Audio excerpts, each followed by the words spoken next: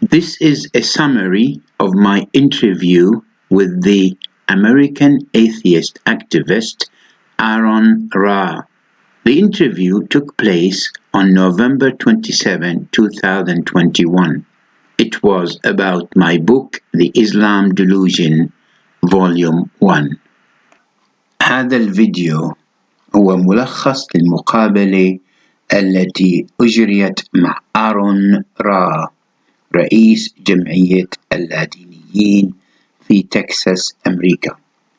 المقابلة أجريت بتاريخ 27/11/2021 وكان موضوعها التعريف عن كتابي وهم الإسلام.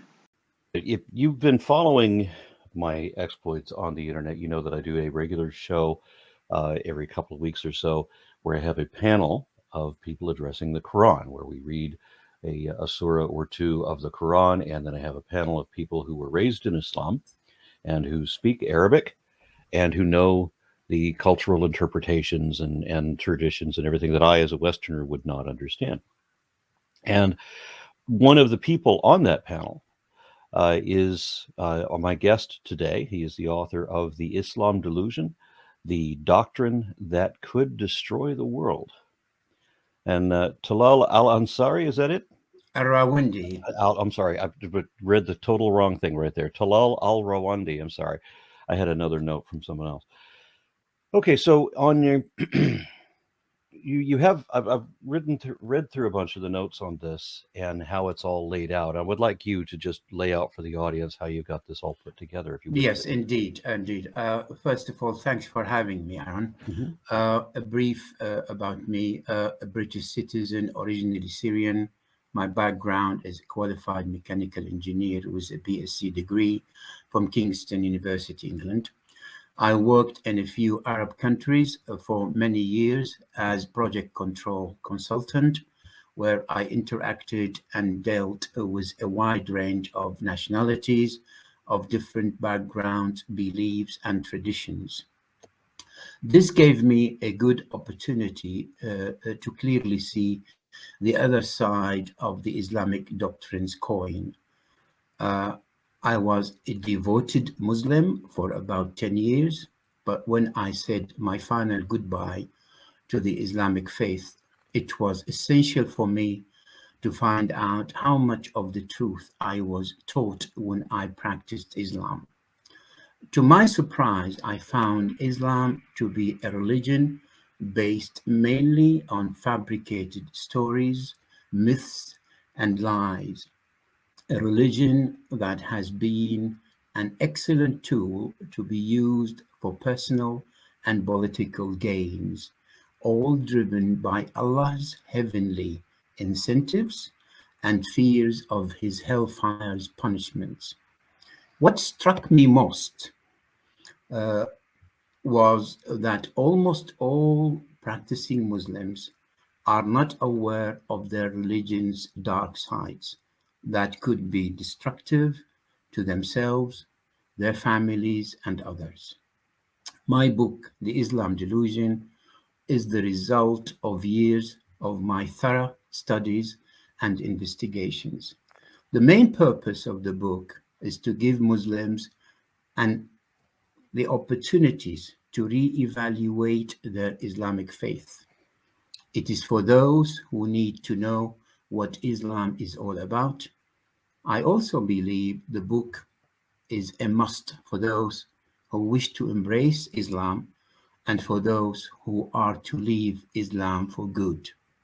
Both. You want people who want to embrace Islam to read your book. Why is that? Before we start something, you need to know a little bit about it. Then you have to think twice. Okay.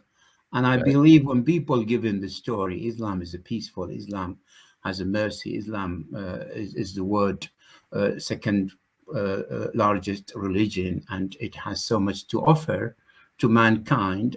At the same time, have a look at what the other side of the coin says, and then you will decide whether you want to go ahead and be a Muslim or not.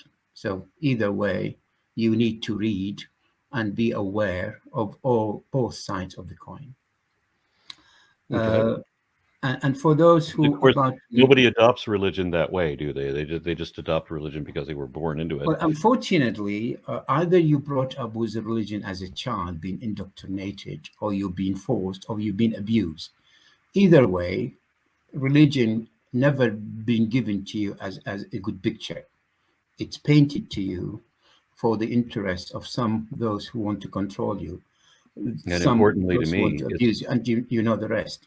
yeah, Now, importantly to me, that religion is never something that you acquire through comparative study. I mean, it has to get drilled into you when you're an early child, or you would never adopt it at all. Absolutely, I understand that. And this is where we would like at least to teach people a lot about religion. And then eventually, if you feel there is a need for a spirituality, then by all means, pick up what you find suitable for you. Both these people should have an easy decision to make once they realize how much destruction and suffering the Islamic doctrine has caused over the past 14 centuries. Anyway, the book has 2 volumes. It has been published in Arabic, English, and French. Today, I will be talking about volume 1, and hopefully I will be addressing volume 2 soon. That depends, obviously, on Aron when he has some time to invite me again. Let me give you a summary of volume 1 that contains 6 chapters. The title of chapter 1 is Islam, a Religion of Peace. Here, I mentioned that Islam has many decrees inviting Muslims to fight the non-believers and not to be friendly with Christians and Jews. There are also many verses in the Quran that call for controlling and/or elimination of non-Muslims. I also refuted the claim that Islam has an excellent moral teaching for peace. I gave clear evidence to expose the serious faults of claiming Islam to be a peaceful religion. As for modernizing Islam to be a religion of peace, I have presented evidence that Islam cannot be reformed as a peaceful religion before denouncing the following Sharia decrees: slavery, wife beatings, child marriage, polygamy, the privilege given to Muslim men to rape the non-believers' captive women, insulting non-believers and threatening them with hellfire and permanent torture, encouraging fighting non-believer and killing apostates, misogynistic legislation, and preventing freedom of belief and freedom of speech. Once we address these things and make sure they are no longer exist in any form or another, then Islam might be qualified to be at least called a religion of peace. I've given details of all that in chapter 1, which is I gave priority in the book for people to understand what peace means in Islam. The title of chapter 2 is Allah. This chapter highlights that Allah is an imaginary deity, and his so-called 99 virtues and credentials that are mentioned in the Quran can be seen to have zero effect in real life. The evidence I mentioned in this chapter would show that Allah is not all-powerful, and he is not all-compassionate, all-merciful. He is not omniscient, and he is not the perfectly wise and the just divine being. And just to make this clear for people in the chat or people listening in the audience, you're not saying that there is a God. I'm surprised that some people can't think hypothetically and don't understand that when you say that God is not just and is not omniscient and everything. What you're describing is the character in the story is declared to be righteous and just and omniscient and all of that, but is clearly within the context of the story not those things. You're not saying that there is a God and he's bad. You're not saying that there is a God and you hate him. Because there's a lot of people that make that. I'm sorry to say, there's a lot of people that make that kind of mistake. Well, at one time I did believe, obviously, in Allah as the only God, need to be worshipped, and obviously looked at as He's the only deity, created us, created the universe, and the rest of it, and everything else is false. But and then I looked at His character, what I was told in the Quran, basically. What I was taught, and that's what I looked at. It has 99 names. We call them character, virtues. That some of them I've addressed 7 or 8, and those the one I addressed in the book. But looking at those in real life, we do not see them at all. We see them in our imagination, in our wishful thinking, in our feeling to be so. And I've given evidence in the book that we'll come to those later. And as far as I'm concerned, and many Muslims, when they called on God, they hardly seen any reaction of God. When we say He cares, we don't see Him caring in any way or other.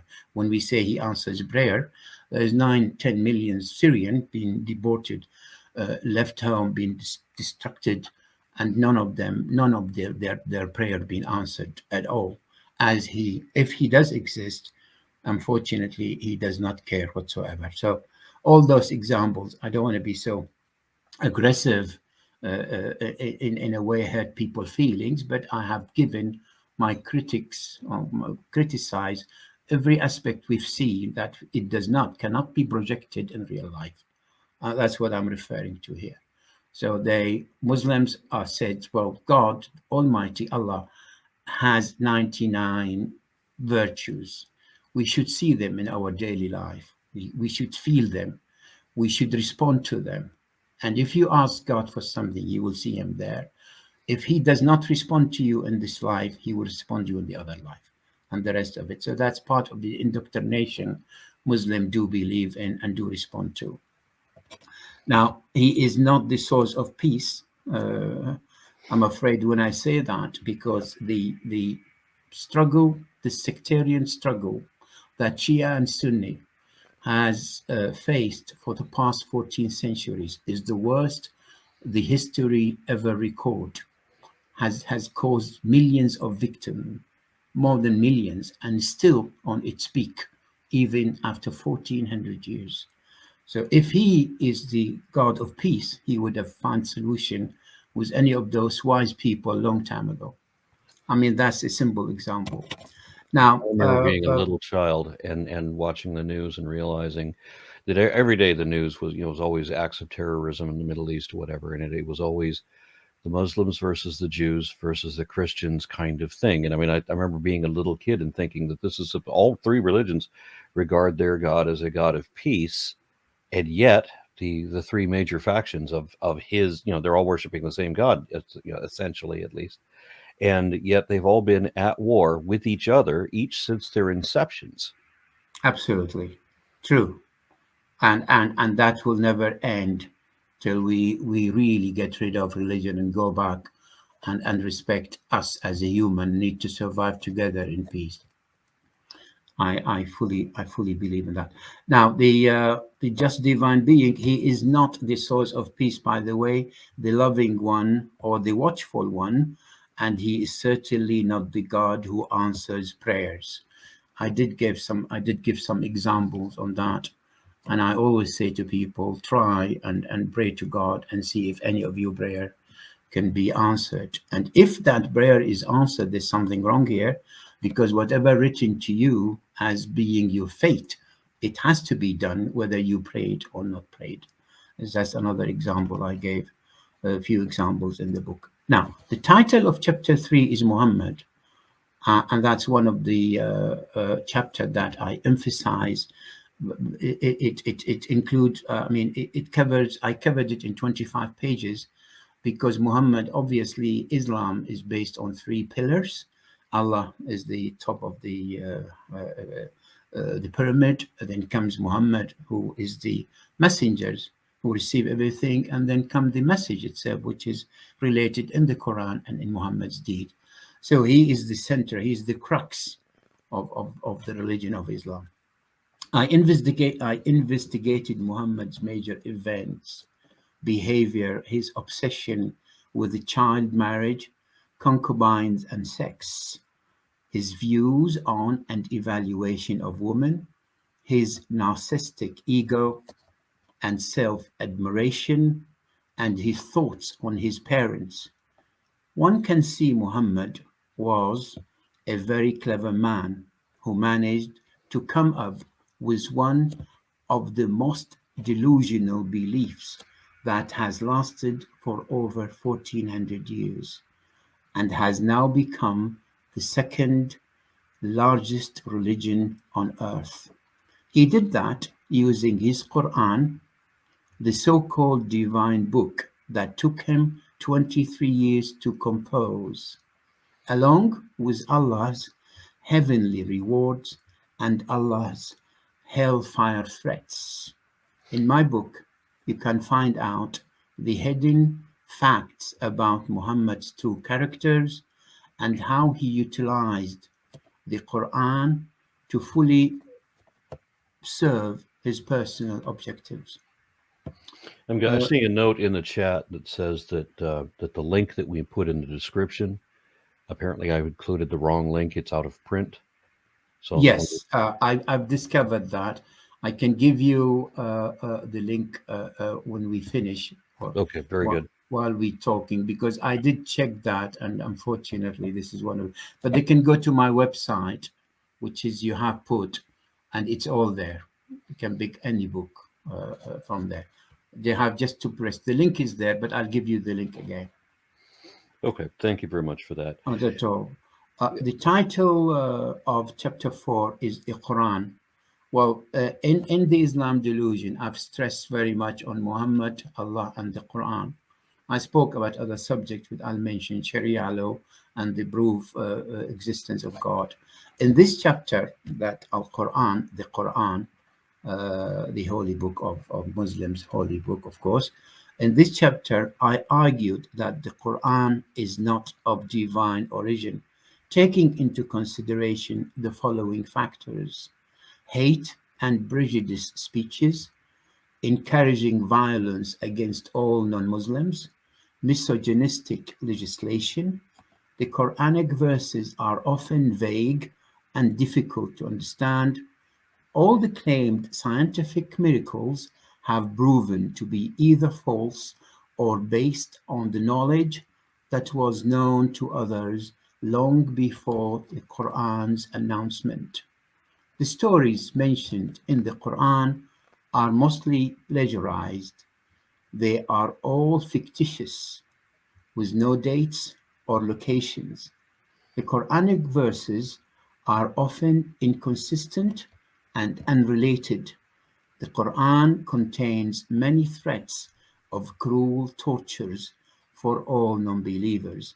For example, hellfire has been mentioned 246 times in the Quran. Allah's name is mentioned in the Quran almost 2,600 times. Surely a clear case of overemphasized publicity. Yep. The title of chapter 5 is the Islamic Sharia law. In this chapter, I highlighted that Sharia law is neither a fit nor a civilized legislation for mankind. I submitted 15 reasons why Sharia law is deemed to be the most intrusive and restrictive of all the legal systems known today, especially against women. The title of chapter 6, Is There a God, and Would This God Be Allah?